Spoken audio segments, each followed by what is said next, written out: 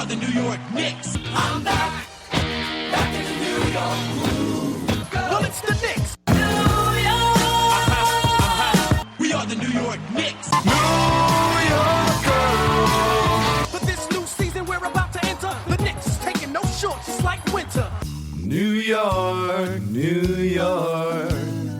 New York be about the Knicks, huh? But the best thing about New York City is K-N-I-C-K-S. Everybody say go New York, go New York, go!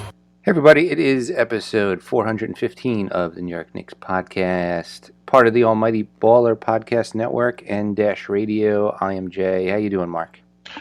Good. We're talking about Knicks still. I don't know why we are. It has been a week since we last recorded. The Knicks only played twice, and they did not win. I feel like we might be saying that a few more times before the season ends.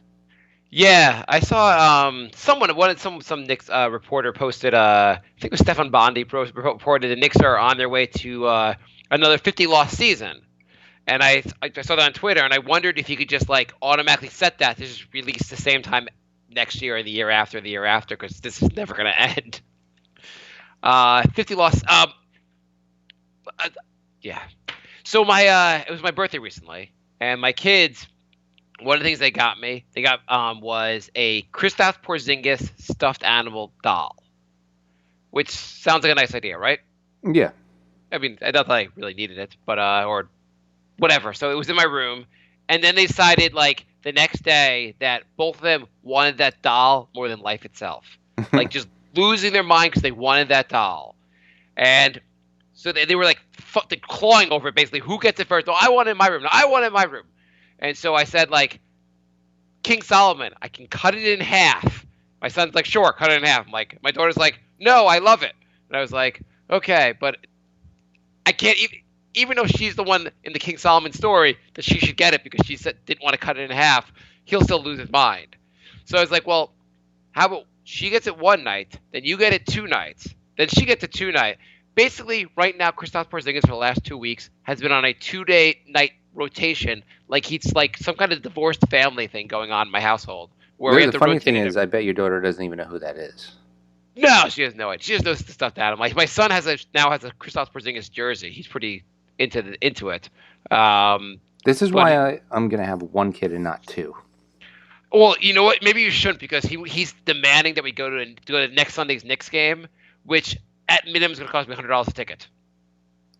I don't even know how much he's going to even care that we're there. But he's been talking about going to this game. Like I think he'll lose his mind if we don't go to this game.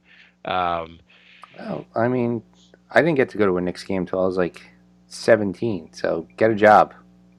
Okay, I'll tell him to get a job. Get a job, then you can go to the game. Yeah. It's also, I don't know, like, he's so young and innocent. Should I expose him to the vulgarity of the Knicks play this early? Seriously. I mean, we watched a little bit on TV. He actually keeps talking about, we were watching once, maybe 2 months ago, or Ntilikina hit a 3-point shot. And I was like, wow, what an amazing shot Ntilikina hit. And my son still talks about that shot till to this day. He's like, yeah, Dad, remember that shot Ntilikina hit? I was like, yeah, that's so wonderful. I can't tell you that Ntilikina can't hit another shot since. Okay, so Knicks, they lost to the Clippers. They played the Clippers good for about 2 quarters, and then the third quarter, the Clippers rolled all over them. They also played the Kings. Warriors. The Warriors, not the Kings. They played the Warriors, and they beat the Warriors by a lot of points. Knicks are going to win the title. Oh, sorry, no. So they lost to the Warriors. The Warriors are going to win the title. Got that reversed. I don't know what to. So, what do you want to talk about? The Knicks are garbage. Do you want to do where? Oh, by the way, speaking of Knicks news, Xavier Nathan Mays. Do you know who that is, Jay? I know he's in the G League. Not anymore. He's on the Grizzlies now. They signed him to a 10-day contract. Oh, cool. Well, glad the Knicks kept Jack instead of trying Mays out. Yeah, I mean, I've heard him described as being like a ceiling Matthew Dellavedova type player. Like, he might be garbage, but at this point, why not just have all nobodies on the team? I mean, I guess the idea there really is how much playing time do you really have, And if Jarrett Jack can't find another team to sign him, which clearly he can't, you're kind of insulting him to say like go. He's probably Knicks have probably talked to him. Go, we like him enough. Then Jarrett Jack, what he's done to us this year, playing semi-adequate with us, that we'll just let him ride the bench the rest of the way and have a job in the NBA the rest of the way, as opposed to just being like a free agent and being out of the NBA. Yeah, so no Knicks cuts at the end of the deadline. Yes, I was on the edge of my seat wondering whether Noah would get a buyout because it didn't matter whether. Either way, he's not going to play. So, yeah. Were you disappointed that either guy didn't get cut? No. I mean, at this point, it's... Okay, so what exactly is keeping us watching these games? I think we do the show, and that's why. But again, just 1 second. The Xavier Nathan thing, the only thing I wanted to point out about that was it seems that the Knicks only understand that they only think they could sign 10-day contracts with guys that are on their roster, on the Westchester roster. And other teams seem to understand you could sign anyone in the D League unless they're like under a two-way contract. Right. I don't know if the Knicks. Do you think the Knicks understand this, or I don't know because I don't think they've ever done that, right? They never seem to have done that, where they scout the rest of the D League and try to find another player that's just not signed. Well, it's not like that ever worked out for another team. On the other side of the coin, do you know who has the best record in the G League? Is it the Westchester Knicks? It is the Westchester Knicks. So maybe the Knicks are just signing from Westchester because they're like, this is the gold. This is the best that the G League has to offer. We'll go with that. Let's go with that. I don't know why we're still watching. Jay, so we always do Where Are They Now? Yeah. About players that were on the team, no longer on the team, what they're doing. I decided for this episode, maybe we should do Where Are They Now, but 5 years from now with the current roster. Okay. So we're going to go alphabetically. And let's just see some quick takes here on Ron Baker. Where are you now 5 years from now? Kind of a Christmas future kind of thing. I think he is going to own his own ice cream shop.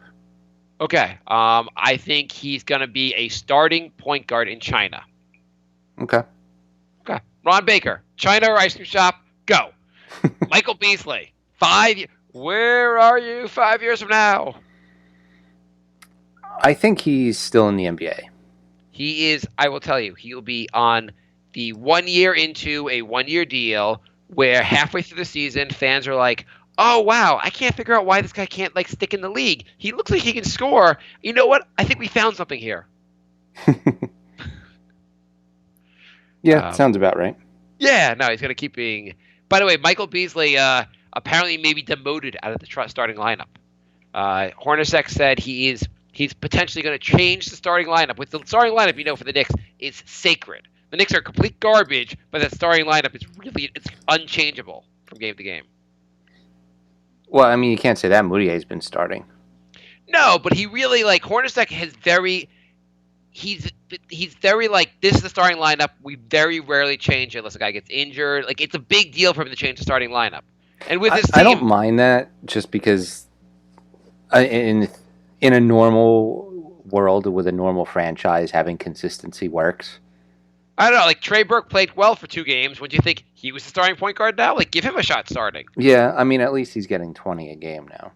Why not just David Dotson's getting 7 minutes a game? Start him instead of Courtney Lee. Give some other guys a chance to start. It's experiment time. What the hell is Hornacek doing? Well, I mean, he's cut the minutes of all the vets. He has cut a lot of minutes, yes. I mean, only one player played over 30 minutes against the Warriors, and that was Moutier. I just feel like he could find more minutes to experiment with guys like Luke Cornett, who could be garbage. Give him 25 minutes one night. See what happens. Does Cantor really need his minutes anymore? Does Kyle Quinn really need their minutes anymore? How about one night Kyle Quinn sits out, or one night Cantor sits out and play a different guy? How about one night Courtney Lee doesn't play and Damian Dotson goes over 30? Just see how it goes. Who cares with this roster? Experiment. You should be a little kid in science class being let's see what will blow up on me. Yeah, I mean, I agree to an extent. He can't go complete mad scientist because he is trying to keep his job. Well, when you lose every night, you're not really keeping your job. So you might as well experiment. And the idea of playing some veterans, so the young guys have people to learn from. The veterans suck. What's the difference? The team is bad. No matter what he does out there, they lose. Try something else. Do George Costanza go against everything you're thinking. Do the exact opposite of what you normally would do. Well, Do anything different. Adam Silver is cracking down on tanking. Yeah, Adam Silver's going to call the Knicks and go, I see you're sticking with a very inconsistent starting lineup that sucks. We're going to fine you guys right now. The funniest thing about that is he doesn't want teams tanking. If there was only a way to de-incentivize teams from tanking. If only there was a solution to that. Well, I feel like if you start Cantor and Beasley next to each other, you have a big sign poster like with neon letters saying we're tanking. No, I mean I just find it funny. Like, hey, the worst team has the best chance of getting the best player in the draft. I can't imagine why are all these teams tanking? I don't get it. What happened? I know, right? Well, I think they've tried to fix this, and I know there's a minimal fix next season. But the teams have to all vote for it, and the teams aren't voting for it. So it's not really even Adam Silver's fault as much as the NBA, the owners don't want it, I guess. Like, obviously, there's real fixes to this, and the owners aren't going for it. Right. I mean, it can't be profitable for... Like, Mark Cuban can't be happy having 20 wins right now. No one can be happy with this garbage. How could you be happy with this garbage? They don't even have 20 wins. Do they have 19? Yeah. Did they win 2 games since they announced they were tanking? Yeah, so the tank race update, before we get back to our bit. Which may be over soon. The last time we did the show, there was 6 teams with 18 losses. Now there is 1. Yeah. So the tank race is heating up. No, yeah. The Knicks are still sitting in 9th place. Charlotte, though, which is in 10th place, has 4 more victories. So I'm not concerned. Knicks aren't going to fall from 9. No. But the Bulls are at 8th with 21 victories.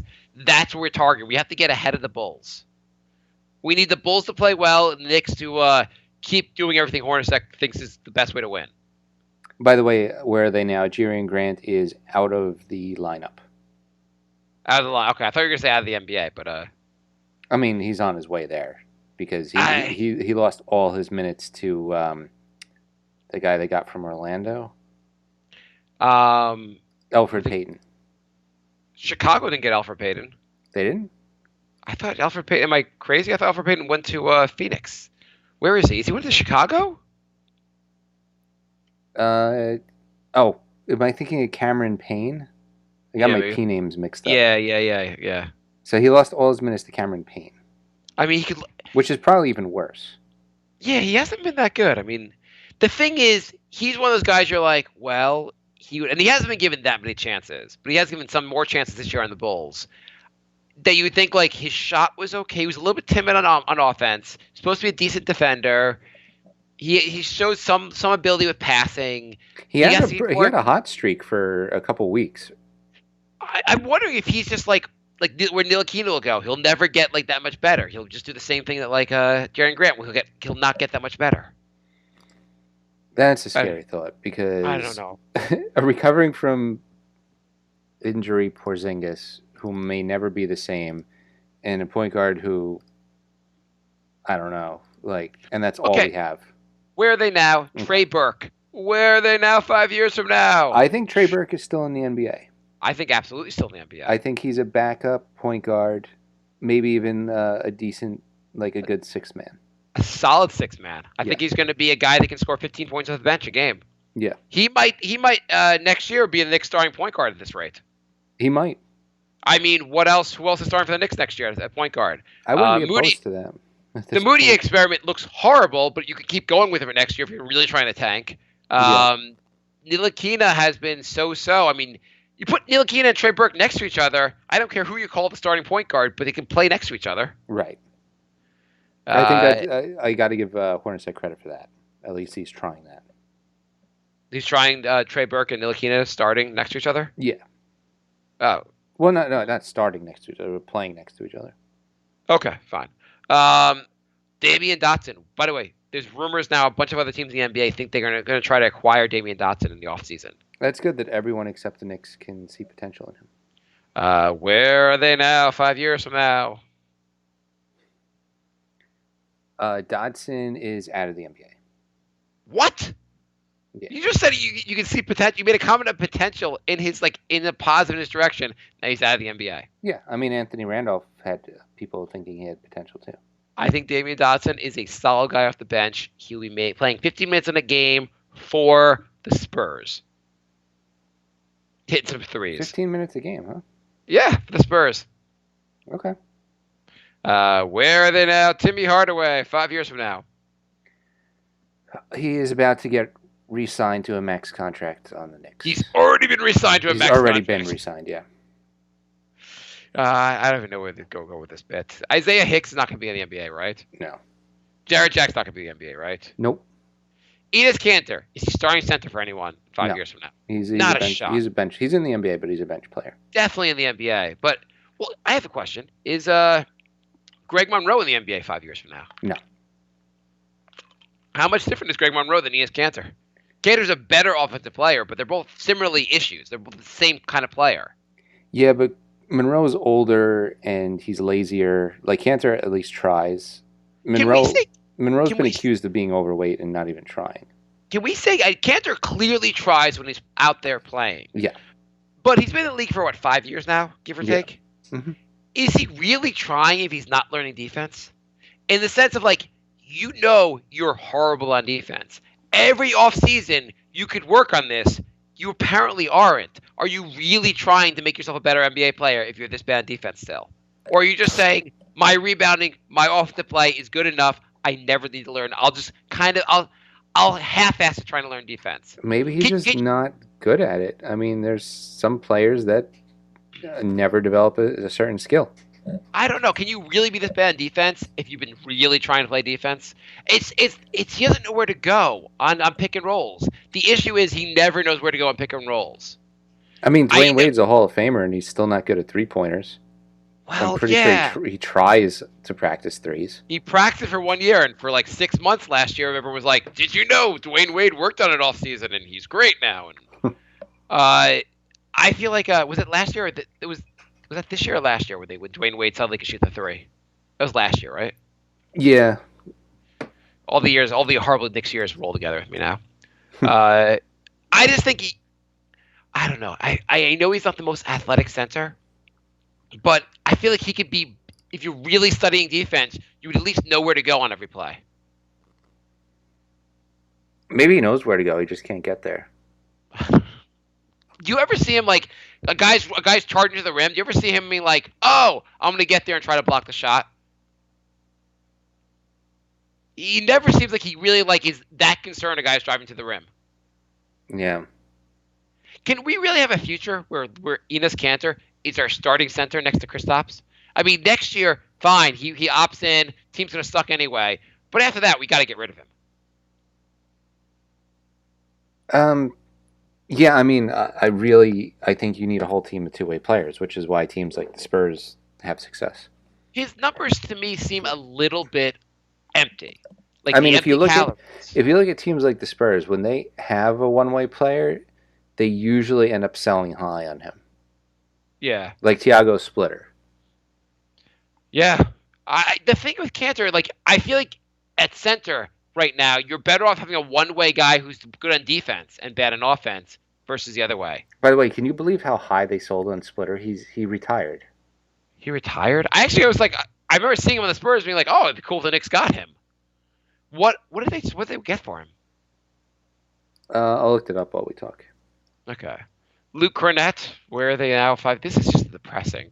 Most of these players aren't in the NBA. I mean, look at this. Luke Cornett probably not in the NBA. Courtney Lee wrapping up his career, but probably still in the NBA. Emmanuel Mudiay, possibly not in the NBA, possibly back in China.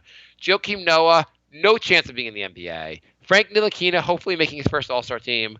Kyle LaQuinn, hopefully not in the Knicks because the Knicks would have overpaid for him.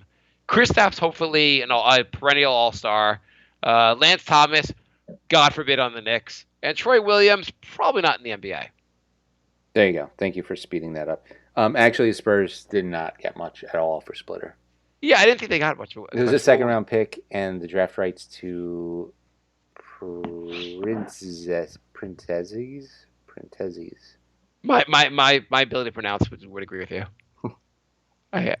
Do you have anything to say about the Warrior game, Knicks? Is there anything you want to add to this about? The Warriors are a better team than the Knicks.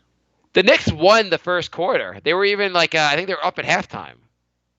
I would say that it was another game where Burke looked impressive.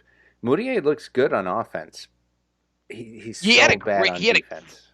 That was his best game in the Knicks on that on offense. Like he was on fire. He was hitting all those shots. Yeah, 20 points, 7 assists. I mean, he's been racking up the assists, and like I remember when he first came into the league, he was turning the ball over like crazy. He had 0 turnovers against the Warriors.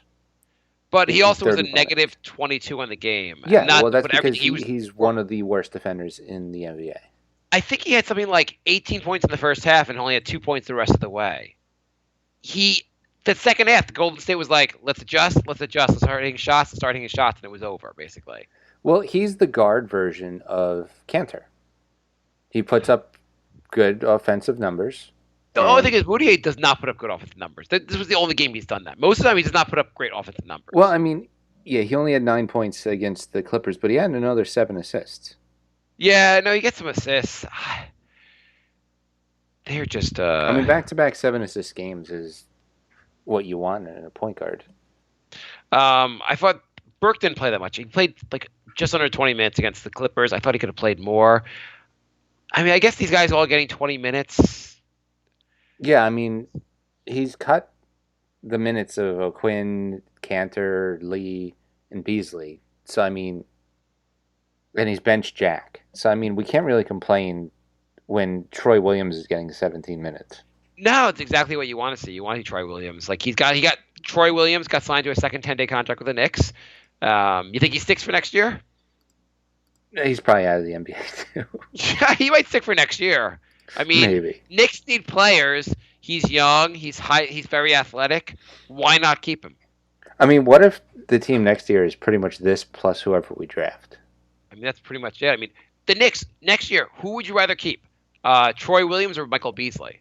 And I'm souring on Michael Beasley because the team. By the way, Michael Beasley, since basically he was like Porzingis got injured, and they're like, Beasley, you got to start. He's been awful on offense, awful on defense. He's been complete garbage. You're gonna be garbage like this. Knicks do not need this guy back. Which is weird because with Porzingis, he was playing so well, and they weren't sharing the court together, so it really shouldn't have made a difference. Beasley has been complaining that the ball is not being shared enough lately. And the offense has been sputtering. At the same time, when I watch Michael Beasley, he's been going back to iso ball. So, I don't know. Against the Warriors, they had 28 assists, and against the Clippers, they had 24 assists. That's not bad.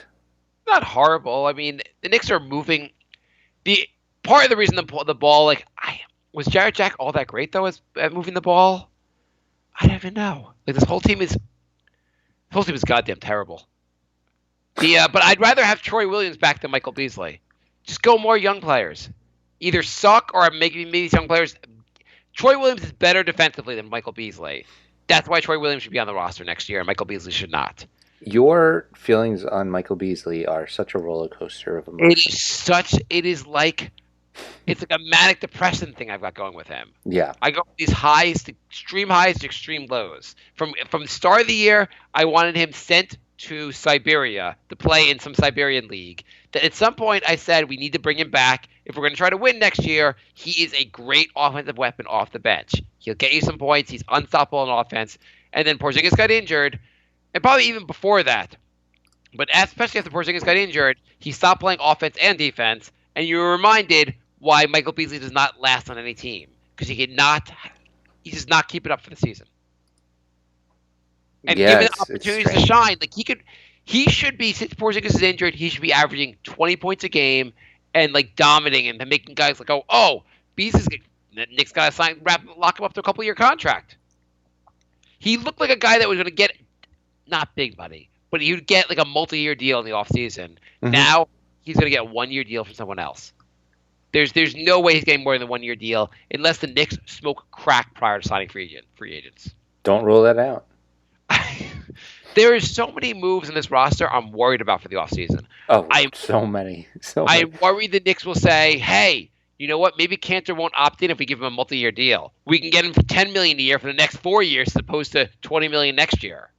I mean, this is the only good thing about the Noah contract. They've crippled themselves to the point where it's hard to make really stupid moves. I said that a while ago that they were almost better off being crippled with our salary cap while we try to figure out get some young guys to play well. But at some point, they're going to have to stop being stupid because these contracts, in theory, will come off the books. The thing is, no one wants to come here until we have a team. Like, people now are talking about like how they want to sign with Philly. There's the rumor LeBron could go to Philly. I don't know if that really will happen. Well, the thing is, nobody wants to sign here because we don't have a team. But we don't have a team because we keep making these stupid contracts, and we make these stupid contracts because nobody else wants to come here. It's like a never-ending circle. No, you got to develop a young core. You develop a young core, a couple players, then guys will want to come here. Yeah, well, that's what Philly did.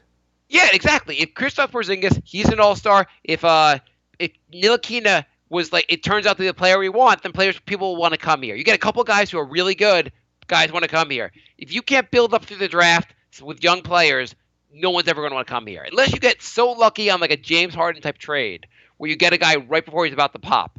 I mean, if you're looking at Philly right now, you have Embiid, Simmons, Covington, Saric. Like, that's a nice core.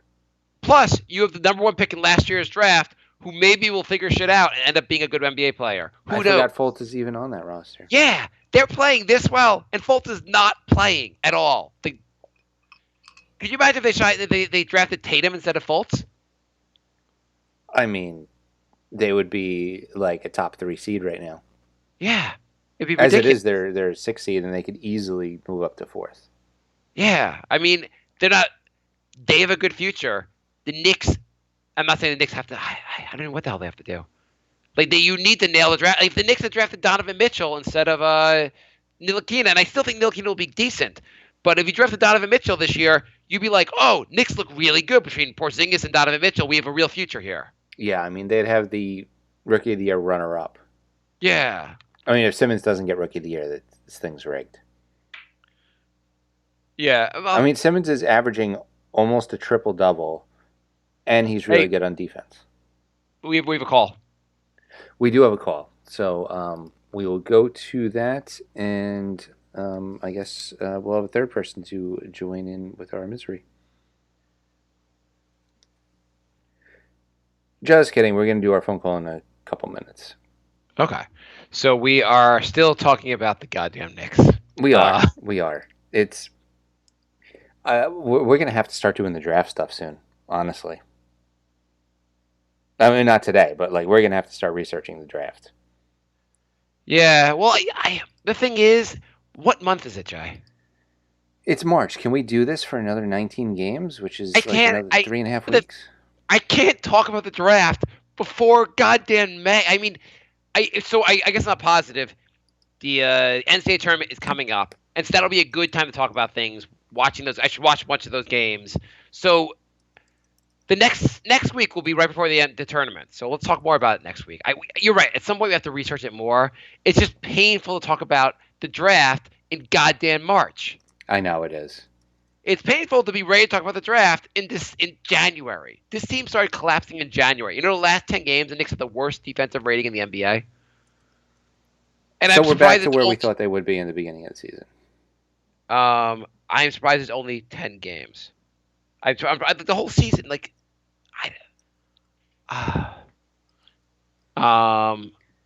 yeah. So basically, okay, let's take a quick look at the schedule coming up. Yeah. So the Knicks are playing tonight. They are just about to kick off against Sacramento. Yes. Very important game for the tank. Right. So if they win this, it's over. Yeah, the Sacramento has 19 wins. The Knicks have 24. We may not catch Sacramento, but you got to stay in this. How are the Knicks going to pull off the tank tonight? What are you going to do? So forgetting what do you do to pull off the tank? Do we make Kyle O'Quinn our starting point guard? What do we do? I feel like Quinn might be too good for this. I mean, the Kings are really all in on this tank. I mean, maybe we start Kyle O'Quinn and and Enes Kanter and Michael Beasley together and just go real big now. Go Michael Woodson style. I think you just got to go all non-defensive. You got to do Cantor, Moutier, who else? You got to limit Courtney Lee's minutes. He's too good on defense. just put in Hicks or why not just go there? Hornet and Hicks play 20, 25 minutes. Yeah, just play Troy a bunch Williams. of the young guys. Troy Williams plays 30 tonight. See how it goes. If we get the win, it's unlikely, but at least the young guys would have caused the win. The worst case right now is having the veterans cause the win. If the young guys cause the win, you can say, well, I'm not that upset because Ntilikina went crazy tonight. Yeah. I am upset if Courtney Lee goes crazy tonight. Exactly. I am totally okay if Luke Cornett hits 7 threes and we win because of that. I am not cool with Enes Kanter getting like 20 rebounds tonight and like propelling us to victory, or Timmy Hardaway having some crazy game. Exactly. Okay, so let's go. We'll finish our look at the coming week in a minute. Let's go to our phone call. Okay. Sound good? Sounds amazing. All right, let's do this. Okay, we are here with our caller. He is German. His name is German. I'm not a German. Can you tell us?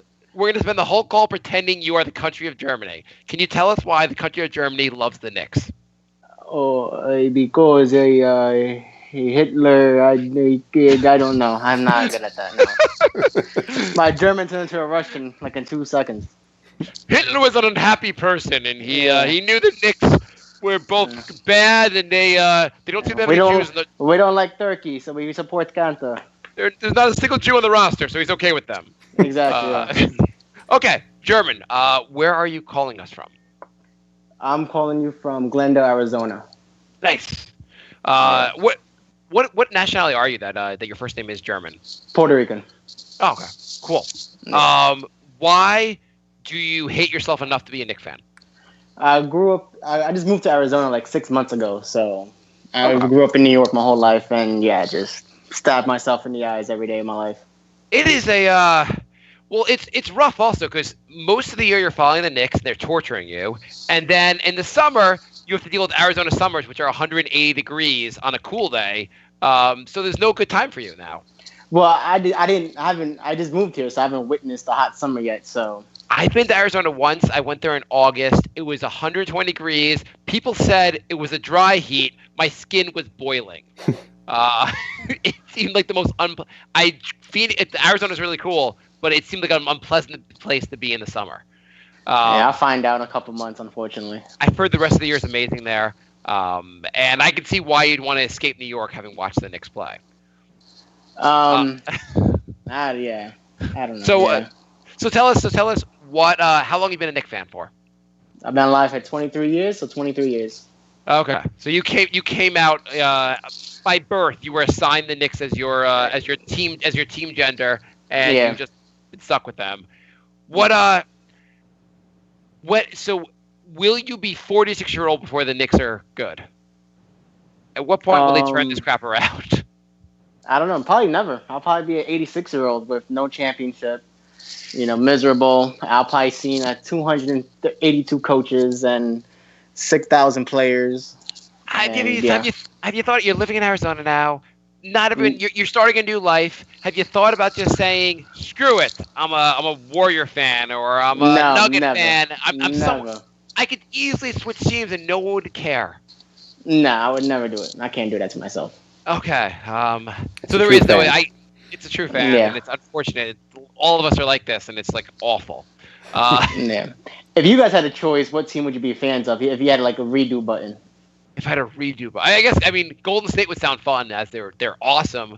Golden State had such a drought, though. I mean, yeah, exactly. It was like 40 years before they finally got something. But that's awesome, though. A team like the Spurs, they're in it every year. Yeah. If you were a Golden State fan, they were good with Chris Mullin for a little while, but they were bad for And I guess that playoff series with Baron Davis when they knocked out the first seed Mavericks, that was pretty exciting. But that was really cool. That was awesome, actually. Yeah. So you've had some moments as a Golden State fan. You're like, we have a bad team. We've had some pretty good moments, but I'm a long-suffering fan, and now we're on top, and it feels so good. And they built it too. It wasn't like they like signed players. They built that and then signed KD. You know. Yeah, they're like, oh, Phil, you need the tank. Yeah, we got Green over here in the second round. Curry was the 7th pick in the draft. We don't need the tank. We just need to know how to draft. Klay Thompson, he was the 11th pick. We know what we're doing. Yeah, that's why I don't care about the Knicks tanking really that much. You know. Yeah. Because look at the best player in the last drafts. They've always been later, mid first round picks. You know, like Donovan Mitchell, 13th pick. You know, Giannis, whatever, the Greek freak. You know, he was a mid first round pick. You know, it's not a guarantee. No, it is anything but a guarantee. And like every year, 29 teams don't make it happen. They're so hard to actually be good in the NBA. I mean, the Knicks really they've made it look really hard to be good. So let's talk about what's going on with the team right now. The point guard situation, that's probably paramount in everyone's mind. What do you think about these 3 guys? Frank obviously needs time. He needs about 2-3 years, right, under his belt before he could really, we really see who he is. So I don't mind Frank being on the bench for this year, right? Emmanuel Mudiay, I really don't see why we have him. He was a good pickup, but no defense, you know. And it's funny, right? When the trade happened, it was like, yeah, he's a solid defender, and you watch him play, and it's like, no defense at all. I think I remember reading on I checked. It's always interesting when you get a guy to look at the other teams, their blogs, they're see what their fans think of him, and all their fans were like, this guy has played a lick of defense. No, since he's been here, he's been horrible on defense, basically. It was like Jay Crowder. Jay Crowder was a tremendous defender, and then he goes to Boston. You're like, no, this guy is a decent defender. He's not a great defender at all. Which is weird because the scouting reports on Mudiay all had him as a plus defender, and now he's one of the league worst. I mean, his scouting report was somewhat almost similar to Ntilikina. It was kind of like this guy he needs to develop. His defensive game. He'll be ahead on defense, behind on offense. He's got the wingspan, all these good attributes. And then I have a friend who's a supporter of Mudiay who likes Mudiay. He's like, yeah, you see what he did to Golden State, and it's like, point guards against Golden State score 30 a game. It's not easy for a point guard to score on Golden State at all. I don't mind the Mudiay experiment in the sense of you got him for almost nothing. If anything, you basically traded more or less swapped Hernan Gomez for him. Hernan Gomez wasn't playing. Take a flyer on him. See if he can figure his stuff out. Maybe this offseason he's in a new place. There are players that figure stuff out later on. Yeah, and he's only 21, so that's also another upside for him too. Yeah, he is super young, and we can't be saying Ntilikina, he's 19, he's way too young for us to judge him, and then saying Mudiay, he's 21. Man, he's over the hill. Solid point. That's a solid point, yeah. So, and at least it lights a fire under the guys here being we have to compete. Nothing's being handed to you for the young guys. I like what I've seen from Trey Burke. Oh, yes. I was saving the best for last. Yeah, Trey Burke. It's Trey Burke looking like, Trey Iverson. With the haircut, the jumper. Yeah. Is he our starting point guard next year? I don't mean to say this in a good or bad way. I'm just saying, is he our starting point guard next year? Yeah, I would assume so. At this point, I would assume so. I mean, he should have starting point guard right now. I don't see why Mudiay is still starting. I don't really understand why. I understand that you want to play Mudiay, but couldn't you have said hey, Trey Burke, you put up 20 and 6 for 2 games straight. You start now. Exactly. I think he pretty much earned it. Mudiay hasn't played all year. Granted, he can't say he fought for a starting job. He didn't play all year, so. I don't see how Mudiay still earning the starting role. It's weird because Hornacek says guys got to earn it, and he exactly. You got to earn your minutes. And then Mudiay, you've been here for 5 minutes, you want to start. Trey Burke, you're laying it up. You can't start. Starting lineup is sacred. Contradiction, yeah. It's weird also. You see Michael Beasley play 0 defense, and he can't earn his way out of the starting lineup. He's starting again tonight. Yeah, I'm watching it right now, and there's absolutely no defense. It's the worst. The worst defensive front court, Beasley and Cantor. I mean, Beasley and Cantor. Teams must be offensive coach. Yeah, it's a Offensive- turnstile in 42nd Street. Guy, like right before the game, like the team's like offensive coach must be like, I can't help it. I'm just direct trying to think about this matchup. Yeah, I cannot believe we get like Beasley and Cantor on the court the exact same time against us. it's unbelievable. Do you think I said this to Jay before the show? So Enes Cantor, we agree that on the court he seems like he works hard, right? Yeah, We all agree offensively he's elite at least at what he does. yeah, Like around the basket, he's great at putting back the play. He's great at rebounder. He's at the rim. He's hard to stop, right? mm-hmm. Do you think he's been in the league for like 5 years, give or take? Do you say like is he really trying if he hasn't learned defense this long? Like, No, I think like you said, he's been in this league for 5 years. So I think when you're in the league for 5 years, you be kind of settled into what you are, you know. I mean, but don't you like at some point can't you in the offseason learn defense a little better? Can't you hire guys to train? And by the way, he's been in the league actually. I said 5 years. He's been in the league like not. He started in the league in 19. He's 25, so he's like 7 years in the league. 7 years. So yeah, at this point is like, I get defense is commitment, you know. It's trying hard, you know. It's like so I think he just doesn't try at all. You have all I think. You maybe you're limited offensively. Maybe you're athletic. You're a little bit limited, but you could be in the right place. You could have learned. You could spend your offseason working with a defensive coach who study film and go, here's where you need to be. Here's where you need to be. So at least you're in the right place every time on defense instead of having no clue where to be on pick and rolls. Exactly. Like I think he blew a huge pick and roll against the Boston game, and Hornacek was like damn near in the paint yelling at him. Like he had to call a timeout. He was in the paint yelling at Cantor about rotation. Like, doesn't it kind of seem like every time the team does a pick and roll against him, it's almost like a little kid seeing Santa for the first time. He just didn't even know that. Yeah. Like it's like oh my god, I didn't even know that really could happen. Yeah, it's like it's like they're prepared. They're prepared for like a big center right there to block their shot. And they're like, oh no, it's like wide open. Oh, it's wide open. He's never gonna come help out and like block a shot never. or like. That's why you're so successful when KP was around because KP covered up a lot of his mistakes. Yeah, And then KP goes down, and this guy just looks even more terrible down defense than he really did. the nice thing is if you're playing against a Cantor on like you're playing against him, his defense, it's not even like you have to stop at the toll. You have easy pass right to the basket. Yeah. So the point guard's looking okay. What do you think about this new guy, Troy Williams? Troy Anything? Williams. Yeah. Anything? It's a 10-day contract, so I want to sign him to the end of the year to see what he has. You know, like obviously he has the athleticism. You know, he could dunk from pretty much anywhere. You know, has the dunks and everything. Then the reverse layups, which looks amazing too. But Yeah, he's athletic, super athletic. he's athletic, yeah, super athletic. So I think we should just play him for the end of the year. It's too soon to have an opinion on him. You know. Who would you rather bring back next year? You can only bring one of these two back: Michael Beasley or Troy Williams.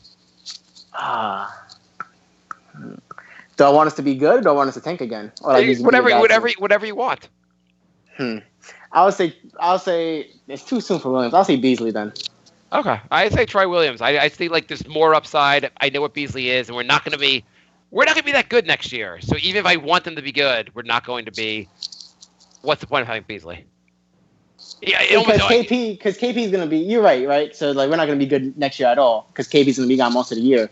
So I think we should have like at least a scoring option in the starting lineup. You know, well Tim Hardaway's what he drops occasional 20, dropping occasional 20-point game. You know, so we need some type of scoring on the starting five. You say that, but ever since Porzingis has been injured, Beasley's been starting. He's looked like garbage. Like what? That is very true. Yes, he's been garbage. Yeah. Yeah, he's been like. You convinced me. Troy Williams. Get out of here, Beasley. This team, so they're playing Sacramento tonight. They need to. So you're not down with the tank. You're not rooting for the tank. You want them to win tonight. So I don't mind if they lose and Frank and Berg have a great game. You know, have not a great game, but a decent game. You know, if I see improvements from Frank or Moutier, you know, and if they win, they win. If they lose, they lose. I don't see improvement in the young players. You know, so it'd be fair to say, like I was saying the day before, if the Knicks win. Because Troy Williams goes for 30 tonight, you'll be excited. If the Knicks win because Michael Beasley goes for 30 tonight, you will not be happy. Yeah, exactly. Yeah, you need the young guys. Play the young guys, see how it goes. If we lose, we lose. But at least we're playing the young guys. Exactly. And also I gave up on the tank train because I think we got bad. We got bad too late. Porzingis got hurt too late in the season. So Right. we're ninth place and then eighth place is not even close. The next team down is 20 games. We're at 24 games. The next team won, or the next team is 20 games already. And it's just like it's just a log jam down there. It's like a team could go on a 10, like the Kings could go on a 10-game losing streak and be locked for the number one pick already. It's just a log jam. It's 18, 20, 19 wins. So Memphis has lost 13 in a row. They're the number one Christ. pick, right? They are just like, we're serious about this shit. We are not going to win another game the rest of the year. We're getting this. Yeah. You're right. I feel like the Knicks are going to finish no matter what happens. Even if they blow almost every game going forward, they'll probably be in ninth place, maybe eighth place in the tank race. Exactly. So at this point, we just give up on the tank. Let's just look at the late top 10 picks, like the Bridges. Miles Bridges from Michigan State and Mikal Bridges from Villanova. What do you, forgetting the name of the player, what do you want next year? What do you want the Knicks to draft? Like position-wise? Small forward, 3. Yeah, we really need one. Do you want one? Or you want one more offensive-minded, more defensive-minded? What do you think? I would say defensive-minded.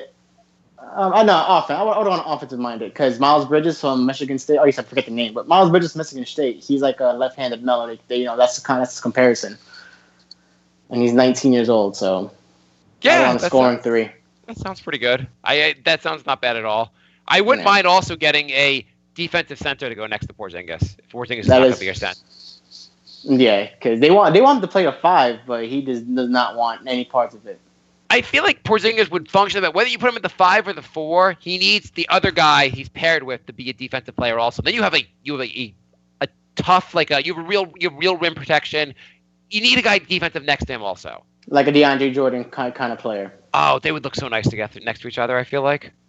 I would want DeAndre because DeAndre's game is all based on his athleticism, and he's 30 years old already. Yeah. So in 3 years, he's going to be done.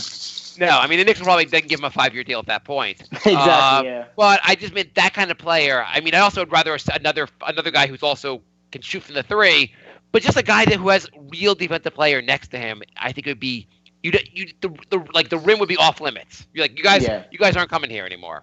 Yeah, you have to play like Houston in order to beat the Knicks, pretty much, because you're not getting nowhere near the rim. Yeah, and the Knicks are never going to guard the 3-point line, so that's just exactly. So our 10 minutes are pretty much up here, but give us some hope for next year. What's going to happen that the team of the year is not going to be as horrible as it seems like it's going to be? Well, hopefully we get 8th or 9th pick. We draft one of the Bridges. We nailed the Donovan Mitchell in this draft, basically. Yeah, pretty much. So Mikal Bridges from Villanova, he's 21 years old. So around Donovan Mitchell's age. He was in college for 3 years. So you would want him, because he already had 3 years of college experience. And you see how Donovan Mitchell is. Donovan Mitchell has 3 years of college experience, and he's blown up the league. He's basketball. He's basketball ready. He's NBA ready. So draft an experienced college player like Mikal Bridges, and watch him grow. Watch Moutier, not Moutier. Well, yeah, Moutier and Ntilikina. Watch them grow. KP comes back. Hopefully we trade Noah. We trade Noah next season. How would you want us to trade Noah? Are you going to buy an NBA franchise and let us trade Noah to that franchise? No, you know what we could do? We could actually jump Noah. We should meet him outside of near a club and just jump him. Can we shame him into retiring?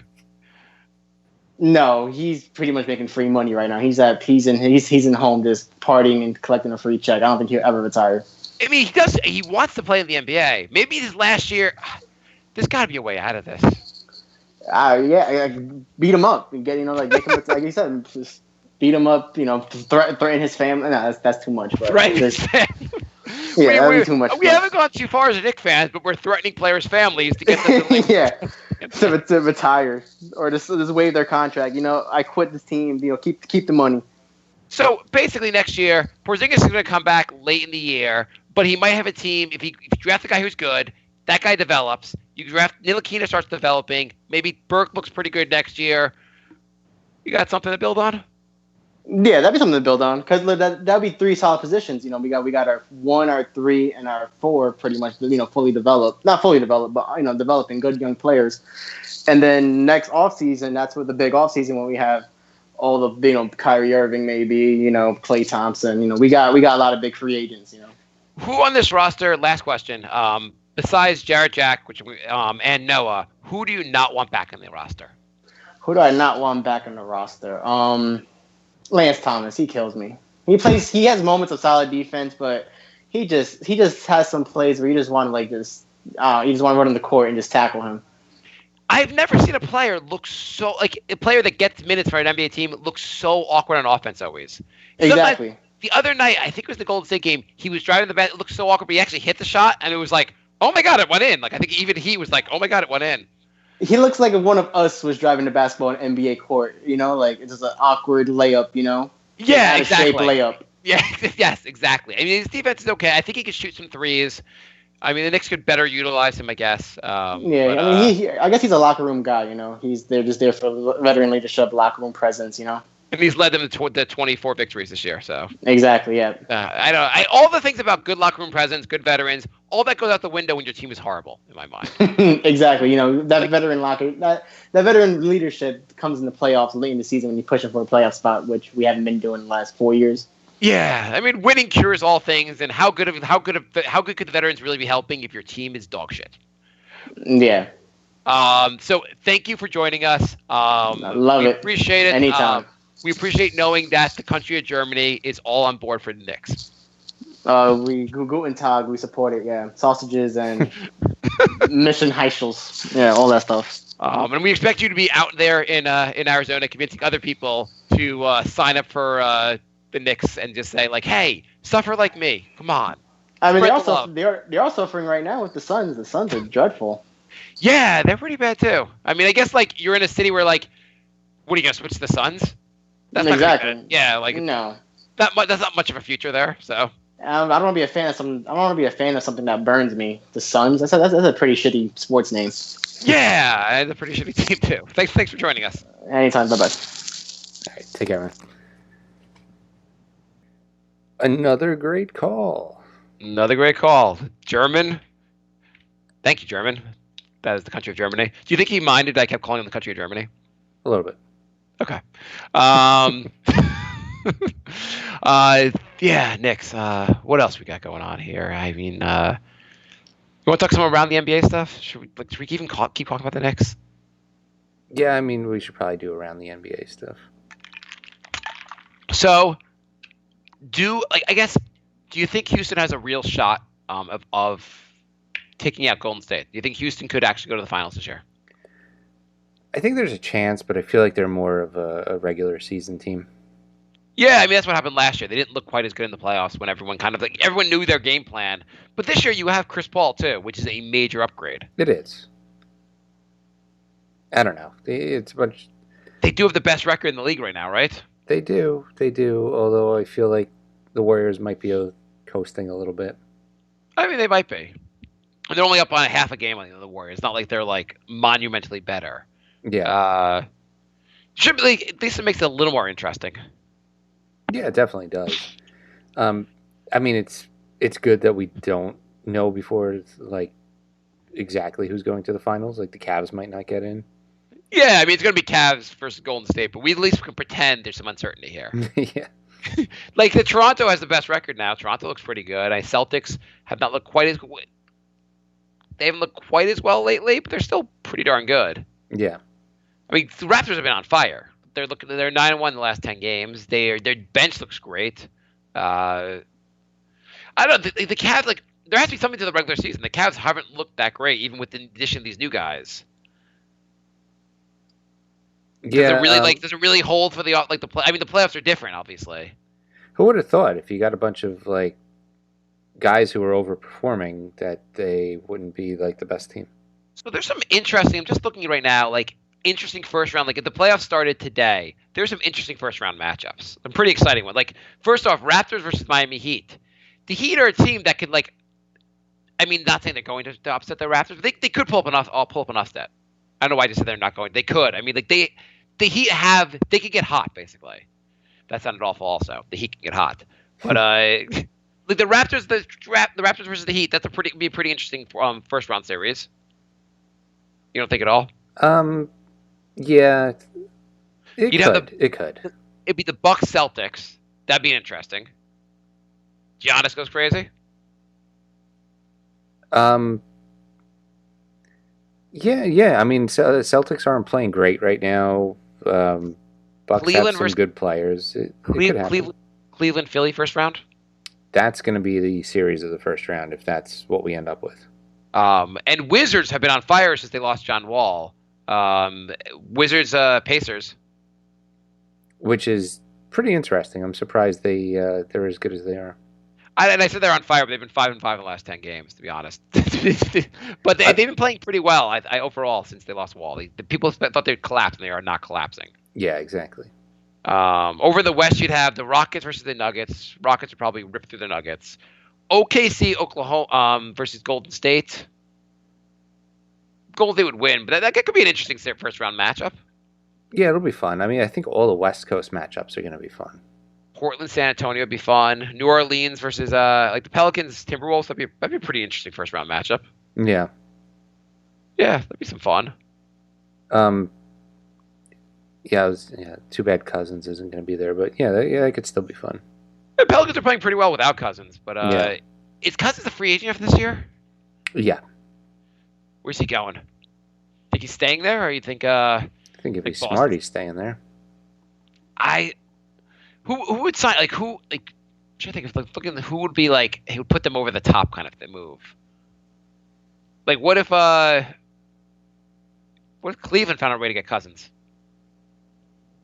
Cousins next to LeBron. I don't even want to talk about LeBron getting even more help. Not that I mean LeBron may not have been back on Cleveland. The Pacers at the 4 seed is pretty shocking. I'm very surprised about that. I mean, Oladipo has been playing like an all-star. Well, he was an all-star, he was an all-star. I mean, he just went from like when he left Orlando, people wondered like what kind of career he would have. OKC, he looked like okay, he's a solid contributor, but he's nothing special. And now he is an all-star, and I definitely believe it. Also, it's not. I don't think it's like there's anything false about this. I think he's going to be an all-star going forward, or all-star type player. Doesn't have to be all-star every year, but like he looks great. He's the way you want to basically. The Knicks should just basically get everyone Orlando gives up on, and just hopefully you get lucky every once in a while. It's almost like if you give a player a chance to develop, he can actually get better. He said that he doesn't think if he went right from Orlando to Indiana, he would have made this jump. He says his time in OKC really helped. Like being next to Westbrook and all that was really helpful in developing his game. That makes sense. Yeah, I mean, maybe the Knicks just sent everyone else to, like off to different teams for like 2 years. Just find a way not to give them $72 million afterwards. See, the Knicks do that, but then they usually don't get them back.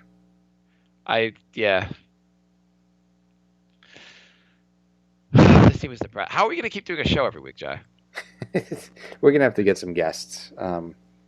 Maybe we'll go back to our pool of regular guests because, yeah, we can't keep doing this every week. We are short on 10 minutes. Even the 10 minutes, even the diehard fans aren't that interested in coming on the show anymore. We're kind of short in fans. So if anyone wants to come on, please contact us because every call has been awesome. So we need more awesome calls. Yeah, we have good fans. I've heard other shows where they get call-ins and they're terrible. So our fans are awesome. Yeah, every one of our fans is awesome. Really appreciate our fan base. So we're going to wrap this show up. As we're doing the show, it's the second quarter. The Knicks are already down by 10 to the Kings. So nice. Good for the tank. Great for the tank. Mm-hmm.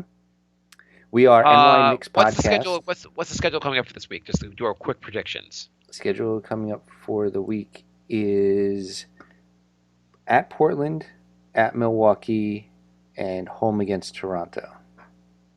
Okay, so as long as you can pull off this one, you might be swept the whole week. Could be, yeah. Could be. I mean, these are some hard games for them to win. Like, even if they were trying, like, Portland's a pretty tough matchup, especially at Portland. Milwaukee's a pretty tough matchup. They'll play them close, and Toronto's going to just kick our ass. Yeah. Which is the game I might go to. I might bring my son to watch the Knicks get, like, tortured. And my son will be like, this sucked. I'm like, okay, my wallet's empty. I'm broke. That's great. Glad you hated it. It's actually not a bad thing because then it'll turn him off, and he won't ask you to go to games every week. Yeah, that's true. But he's been talking about this. My father-in-law was like, "So I hear you're gonna take him to the a Knicks game soon." I was like, "Oh shit, he's talking about this to other people now." So we're NY Knicks Podcast on Twitter and Instagram and Facebook. nyknickspodcast@gmail.com. The website is thenewyorknickspodcast.com. iTunes reviews are greatly appreciated, so please keep those coming. And Patreon. We are NY Knicks Podcast on Patreon. Help support the show. Podcasting's expensive. And for $1 a month, you can help support the show. Yeah, and our Instagram has been basically non-existent. If you have a good Nick picture you want to send us, we'll post it on Instagram, because why the hell not? Yeah, we're spread too thin. I got to be honest. The website I don't hasn't think been updated. I don't know if it's much weird as you who are trying to do the CPA, hold a steady job, try to like battle the mice in your apartment, those kind of things. Mouse, and adding mouse. crippling anxiety on top of that. Yeah, it's Yeah. Then again, I'm not really doing anything on Instagram either, so I don't really understand what you do with Instagram. I don't understand what most of the social media what you do with. That's good. We are on Twitter a lot. So if you are in the Facebook group and you're not on Twitter or vice versa, there's different stuff in both. Mark posts the question of the day on Facebook, and during particularly trying Knicks games, Mark or me or both of us will go on a extensive Twitter rant. Wait, hang on. Someone that interacted with us on this. Let me find this real 1 second. Talk about something else, Jay. While I look for something. Somebody also sent us a thing on Twitter that said the Knicks were 23 and 33 3 years in a row. Oh, awesome. So, by the way, any emails this week? Oh wait, Facebook. We didn't even do the Facebook questions. I can't believe you went to the Facebook questions. Oh my goodness. I don't think there were many, so it'll be pretty fast. But I just wanted to read this thing also. So Matt wrote us on Facebook, sent us a direct message or message the group, whatever it was, and he goes, "Who do you guys think would be a good fit for the Knicks besides Doncic?" And I said, "Good question. We'll address it in the next show. We'll address it at some point." Then he goes, "I'll be sure to tune in. Love the show. Yes, I mean shows. Brink is one of my regulars. Brink us out of our comedy podcast, which Jay may have said already." He goes, I did not. The Brink of Sanity, brinkofsanityshow.com. We do a second comedy podcast. Yes. So he goes, to prove it that he's a Brink fan, Mark loves BBC, which was at some point, Jay, what's BBC stand for? British Broadcasting Company. So the long-time listeners of the show might understand that. It was a theme going for a little while when fans were just bored. And so I said, thanks for being a loyal listener. Awesome. And not to ask any spoilers, but he asked a couple questions. At some point came up that it was me. And he was like, oh, shit, I thought I was talking to Jay. Sorry about that BBC comment. Facebook questions. We'll do it fast. Oh, we have. Oh, actually, I skipped over the emails too because we're the worst podcast ever. Holy crap, Jay! Well, I was wondering why we were so short on content today. William writes, Mark, your comments about other teams picking Jack if we waive him is speculation at its best. The guy was on the waiver wire before we picked him up and will return on the wire if we waive him or end up in China or something. Come on. The only thing I'd say about that is Sessions got picked up by the Wizards, so I thought someone else would. I don't know. Frank's. I'd rather, if I was Cleveland, I'd rather have. Jarrett Jack. I'd rather have Jarrett Jack than rather have Kyle Throne. Yeah. So that's my only explanation. But you're right. There's probably probably his agent is calling around teams, and obviously teams said no. That's why he's still in the Knicks. Yeah. Any other emails? No, you can go to Facebook. Kenny writes, "What are you having for dinner?" Tonight I went with my kids to a place called Smash Burger and had a burger. Their black bean burger. It was tasty. Jay? My girlfriend made some spinach ravioli. It was good. Sounds pretty good. Yeah. Frank writes, good thing by the way, we used to do shows together we used to do it over Skype. But when I lived in the city, I used to go to Queens where Jay lives and used to come over there and do shows directly with Jay in person. And the best part of doing that is his girlfriend made such good food that she'd always feed me, and it was fantastic. Every once in a while, I'd go over there, and Jay's like, "Girlfriend's not here. Do you want to order a pizza?" I'd be like, "Going home." Paul writes. Frank writes. Good thing we won all our games against the Nets, huh? Yeah, that was. I'm so glad we did that. Paul writes. At what point did you decide you trade Kristaps for Jokic? At what point did you decide you trade Kristaps for Jokic? I guess Paul is saying he would do that.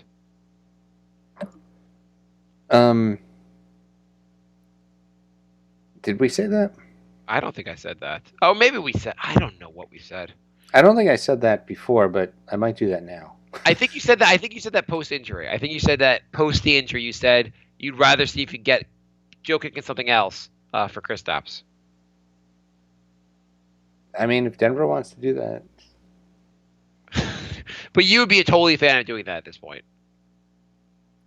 Yeah, I feel like I don't want to risk having him come back and just never be the same. Just get Jokic. I guess it's Jokic. I don't know why I call it Jokic, but because I can't pronounce anything. Eric writes, I like hearing Hornacek is holding guys accountable with this roster. Can we really expect much more from our coach?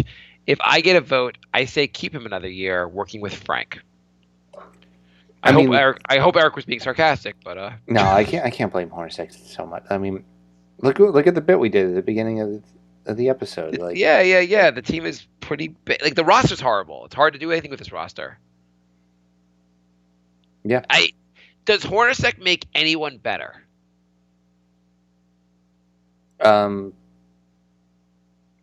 don't know. There's so many bad pieces. It's hard to tell. No, but I'm just saying, does anyone you feel like because of Hornacek, the team has been trashed 2 years in a row. Both years they started off being okay and then fell off a cliff. Both years Hornacek could do nothing from stopping them from falling off the cliff. And both years he said defense was a priority and it wasn't. He doesn't seem to run, doesn't seem like he has a lot of plays he's running. It doesn't seem like he really, I don't know, it doesn't seem like he does a lot as far as there's no real offensive sets, or he doesn't really improve them. He doesn't make in-game adjustments. If anything, he adjusts to lose the game. He's not a good coach. Who else are the Knicks getting though? There's a rumor the Knicks will get Doc Rivers.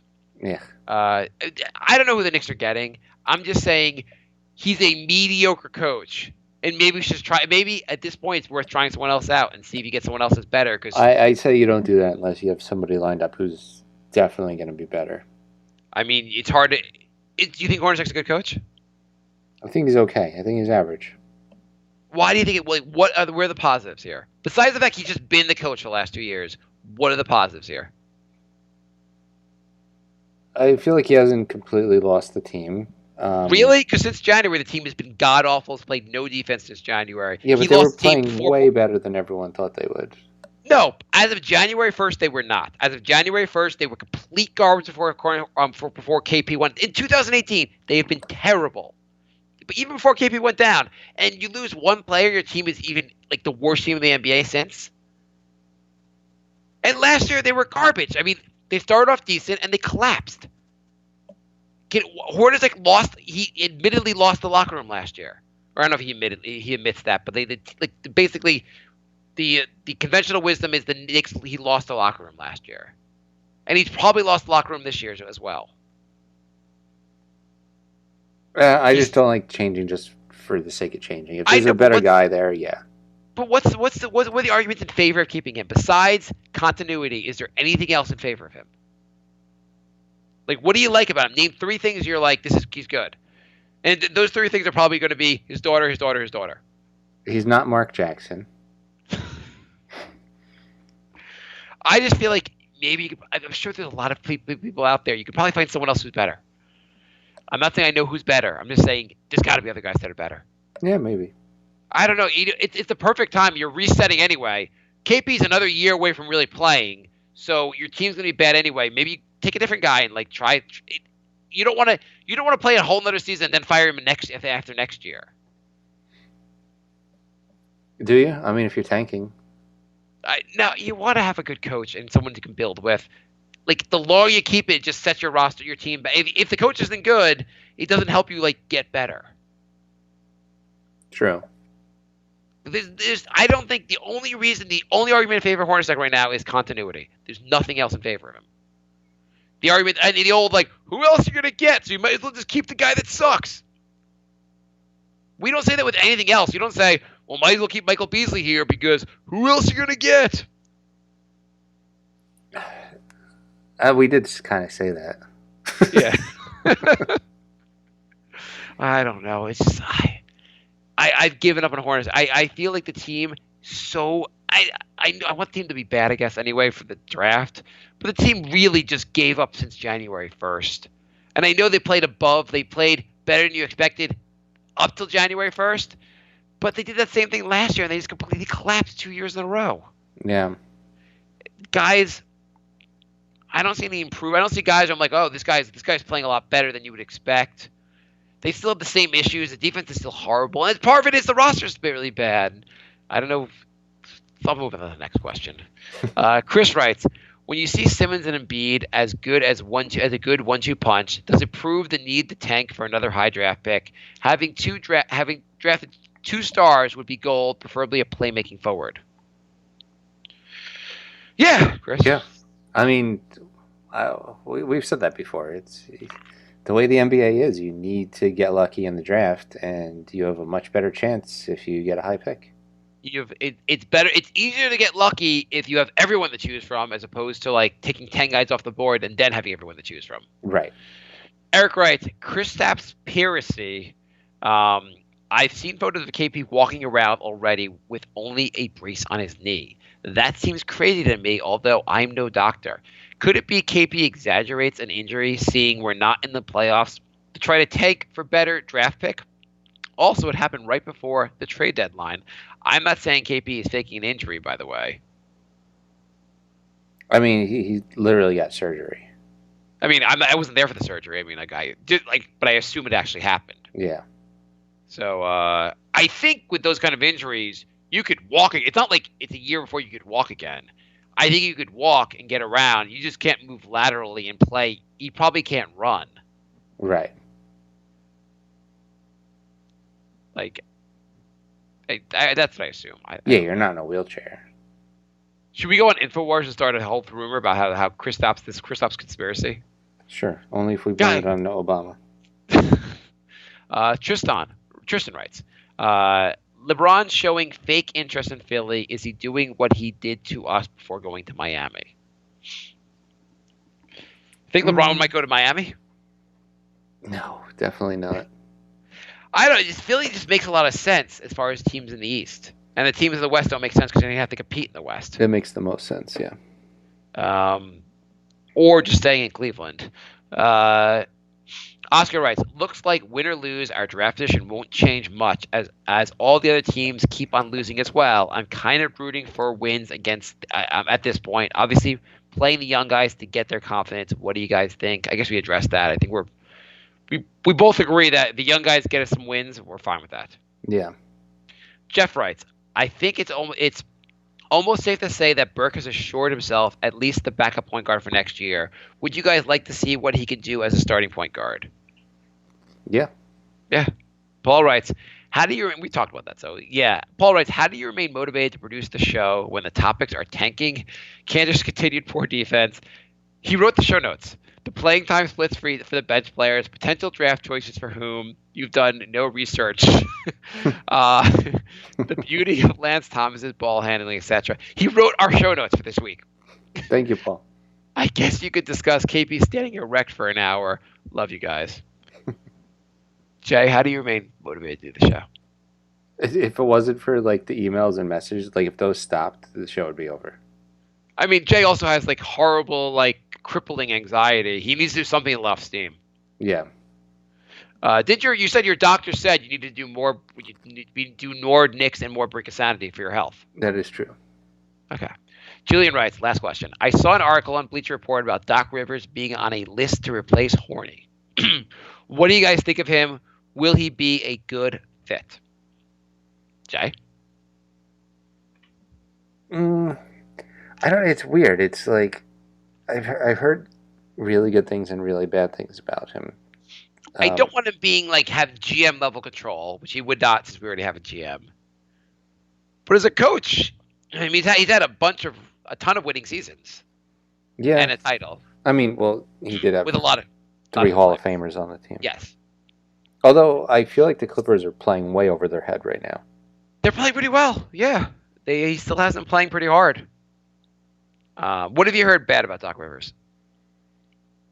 Well, I heard with the Clippers that he gives such preference to his son that like there's like strife in the locker room in the Clippers, and there's a lot of bad feelings about that. We gave preference to J.R. Smith's brother, and he wasn't able to play in the NBA. I'm sure that went over well in the locker room too. But beyond that, I've generally heard he gets guys to work, gets guys to play. Yeah. He's a solid coach. You could do a lot worse than Doc Rivers. If you had a choice between Doc Rivers and Hornacek for next year, who are you going to take? Yeah, I would probably go Doc. If you had a choice but between... I would go Hornacek over Mark Jackson. Mark Jackson. I know you're going to say that. Okay. What did we learn today, Jay? We learned that something interesting needs to happen for this coming week because we can't do the same episode again. Paul, can you write more interesting show notes for next week so we have better topics to cover? It's a lot of weeks to the draft. It sure I mean, at least the playoffs will have the playoffs to talk about. It's a lot of weeks. Yeah, I don't know. This is awful. I don't know how we do the show anymore. I mean, we'll be back next week, definitely, but I don't know how we do the show anymore. All right. Thanks for listening, everybody. Yeah, we'll be back next week. We'll come up with some more bits.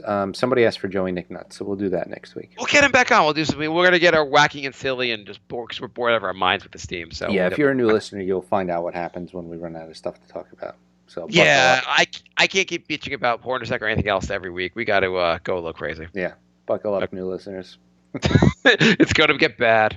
By the way, Knicks are now down by 3 points. It's almost halftime.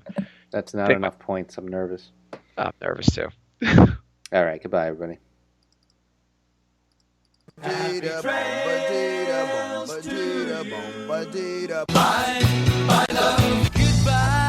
everybody. It's all over. Goodbye. It's time to go. This is the end. Say goodbye. Say that go away. I'm gonna leave.